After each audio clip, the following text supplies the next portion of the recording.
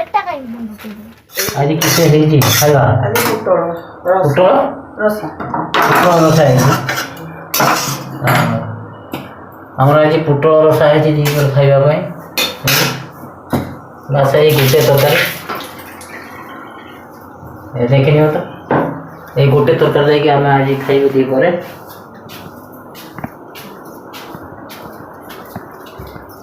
ଆଉ ସମୟ ନାହିଁ, ବର୍ତ୍ତମାନ 2ଟା ବାଜିଲାଣି।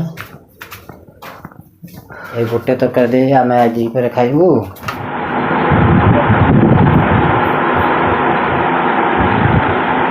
ଆଜି କିତେ ହେଇଛି ଖାଇବା? ଆଜି ପୋଟଳ ରସା ହେଇଛି। ଆମର ଆଜି ପୋଟଳ ରସା ହେଇଛି ଦିପହର ଖାଇବା ପାଇଁ।